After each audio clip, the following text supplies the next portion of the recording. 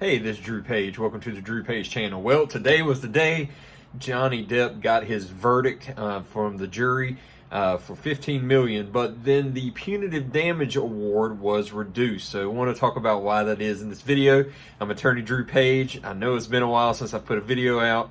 Had a lot of things going on, particularly related to some big things I got going on personally in some PhD work, as well as some karate work on top of running a law practice. So sorry for those who have left because there weren't continual streams of video, but this is the last couple weeks have just been crazy.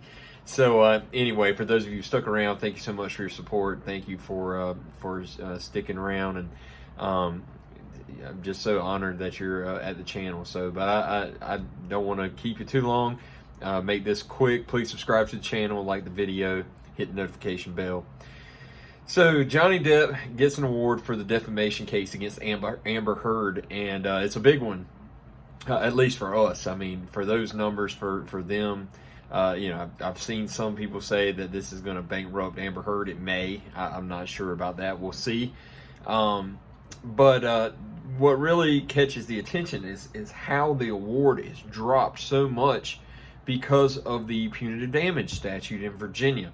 So in Virginia, an award of punitive damages by statute and by Virginia code, the maximum a person can get for punitive damages is $350,000. So even though the jury felt that this was a case of a punitive case that necessitated millions of dollars in because of her actions, Johnny Depp gets a verdict for $350,000.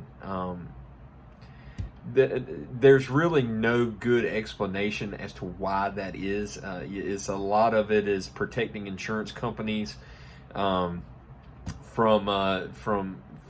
being held responsible for bad actions of their insureds. But at the end of the day, it's such an absurdly low amount of money for a punitive damage cap. I mean, one could imagine that if someone committed gross negligence against a child, that $350,000, if there was some willful, wanton disregard for the rights of a child, that $350,000 would be a drop in the bucket. In fact, I've got a case pending now that I'm getting ready to file where a child was neglected by someone, and we will be suing for a lot of money in compensatory damages, but the most that we can sue for under punitive damages is $350,000. I mean, we can sue for whatever we want, but the max you can get in Virginia is $350,000. And I mean, it's an absurdly low amount in comparison to other states. But the General Assembly in Virginia, for whatever reason, is in bed with the insurance defense companies, and they get the benefit. So when wrongdoers who are supposed to be covered for their wrongful actions, and they have insurance for that purpose, they get off with only $350,000. So for those wondering why it is that Amber Heard is not responsible for paying the full punitive damage amount, that's why. Because Virginia code, that has been the code ever since I've been an attorney for almost 12 years, has set the punitive damages cap at $350,000. I think it should change. I don't think that it's fair. People say, well, it's not about the money. Money doesn't fix anything. Yeah, okay. You say that until it's you, that you're the one in the plaintiff's seat. And that is the way we do speak. It's not that it's replacing something. It's not that money solves it or money fixes it. But in a society where we don't settle things by sticks and stones and fighting each other and duels and swords and all of those things, the way that we settle those things in a civil society is through monetary compensation. And that's why you get insurance, is so that if you get sued for something that you have done either negligently or with gross negligence, or even in some cases, if you get insurance for intentional torts, you get that coverage so that you are not personally responsible. The insurance company has to pay it.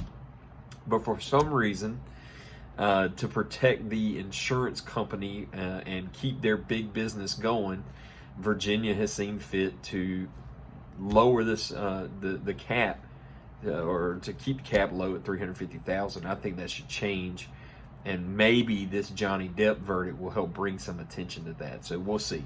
But anyway, just wanted to hop on here. Hope you found it helpful.